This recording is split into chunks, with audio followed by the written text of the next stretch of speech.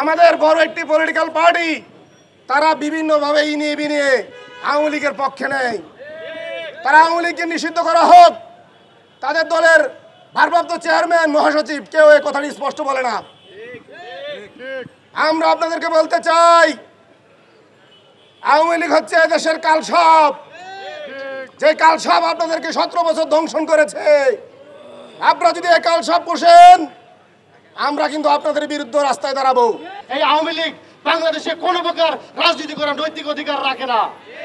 বন্ধুগণ, আমাদের এই অন্তর্বর্তীকালীন সরকার আমাদের ভাইদের রক্তের উপরে দায়িত্ব নিয়েছে।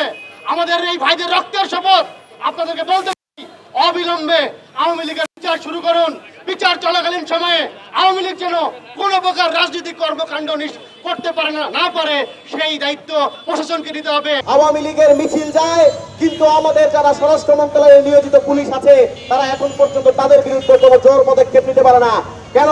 তাদের বিরুদ্ধে যে মামলাগুলো এখন পর্যন্ত লজ হয়েছে, যে মামলাগুলো বিভিন্ন থানায় হয়েছে, সেগুলোর আন্ডারে তো তাদেরকে গ্রেপ্তার করা যায়। নতুন আইন লাগবে কেন? সেই আইনে তো তাদেরকে গ্রেপ্তার করা যায়। কিন্তু তাদেরকে যে গ্রেপ্তার করা হচ্ছে না, তাদেরকে যেভাবে ছেড়ে দেওয়া হচ্ছে, তাতেই প্রমাণ করে যে পুলিশের মধ্যেও নিশ্চয়ই কোন ফ্যাসিবাদের পদপুষ্ট কোনো দোষর এখনো আছে। আপনারাও চান এই বিদ্যমান পুরাতন ফ্যাসিস্ট কাঠামো থাকুক, যার মধ্যে দিয়ে আপনারাও আওয়ামী লীগের মতো আমাদেরকে নিপীড়ন করতে পারবেন। আমরা আপনাদেরকে সুযোগ দেব না। আমরা বর্তমান সরকারকে বলতে চাই, আমাদের দাবি একদম স্পষ্ট, কোনো ইনিয়ে বিনিয়ে নাই। আওয়ামী লীগকে নিষিদ্ধ করতে হবে, তারপরে আদালতের মাধ্যমে আওয়ামী লীগকে আবার নিষিদ্ধ করবেন। বর্তমানে আওয়ামী লীগকে নিষিদ্ধ করে রাজপথে আওয়ামী লীগকে, প্রশাসনকে মোকাবেলা করার জন্য, জনগণকে মোকাবেলার করার জন্য আপনারা মাঠে একটি আইন সিদ্ধ কাজ করেন। আমরা দেখতাম রাতের আধারে সে মানুষকে তুলে নিয়ে যেত এবং তাদের আর কোনো খোঁজ খবর পাওয়া যেত না।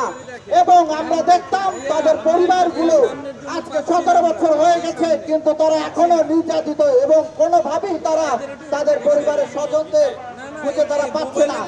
এই হাসিনার তার আমলে সব থেকে বড় এবং সব থেকে বেশি ক্ষতিগ্রস্ত হয়েছে আলেম সমাজের মানুষেরা।